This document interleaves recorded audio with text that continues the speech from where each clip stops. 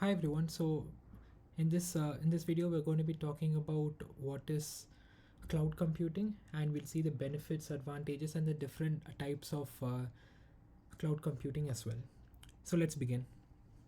So let's begin with what is cloud computing. So it is basically the on-demand delivery of IT services like over the internet, or what we call as the cloud. So basically the main concept here is that instead of us having to buy, own, and maintain a lot of hardware physically, we can directly get it for rent from different providers of cloud services. So we have like many providers like AWS, Azure, GCP, and so on.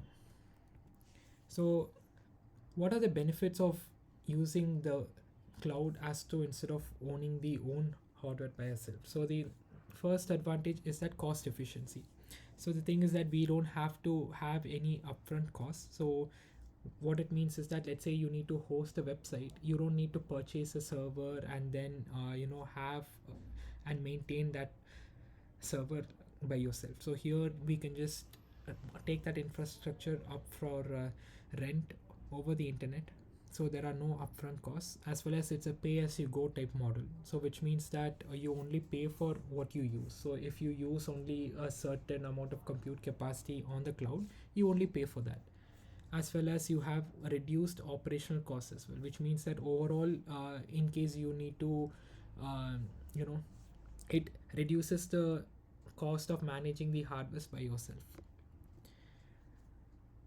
The next benefit is scalability and flexibility. So here the two important concepts are: the first one is basically that you have a lot of elasticity with you, which means that you'll be able to scale your resources up or down, based on your demand. So let's say you have a particular, like a peak season in which your site or whatever your service is getting a lot of hits. So in that case you can easily just increase the amount of compute capacity, increase the amount of RAM, and so on. And in case there is less demand during a time, it can be easily like decreased as well. So you can optimize your compute power, storage, and bandwidth. As well as you have a global reach as well, so which means that you'll be able to deploy your application in different parts of the world. So even if you're in America, let's say, you'll be able to like deploy it to like India as well if you want to, with a click of a button. The next benefit is that business agility. So basically you will have a faster time to market, which means that you don't need to wait and purchase hardware, like maintain the hardware, install this and that, and so on. So you'll be able to easily just deploy your application, launch applications, get the infrastructure for rent, and deploy your service real quick. And this also paves way for rapid innovation. So in that you'll be able to like test and implement new ideas, without having to like purchase that particular hardware. As well as it gives you a competitive edge as well. So here you'll be able to focus on your particular application. So let's say you have a site, or you have a software that you're trying to sell, you can focus on that, put more focus instead of trying to manage the underlying hardware for it. Reliability and high availability. So this is a major advantage of any type of a cloud service. So basically the first one is that you will be able to have reliable services. So if you're going to like maintain your own uh, services by yourself, your own hardware, then you will not be able to like guarantee the reliability of it, because you'll have to like set up, let's say, constant internet connection, power backup, and a lot more other things. So in these cloud platforms you have disaster recovery built in. So, and you'll be able to quickly like recover from a disaster in case it happens. As well as these providers also provide like uptime like guarantees, which means that you'll be able to have, let's say on AWS you have 99.99% availability that they give for S3 buckets and so on. So which means that your application will be ensured that it will be always up. Now let's look at like security. So you have a lot of like data like encryption services that these providers, cloud providers, provide for the data that's both encrypted in a transit as well as in rest. As well as they also have a lot of these industry standard like certifications, like your GDPR and your HIPAA certificates.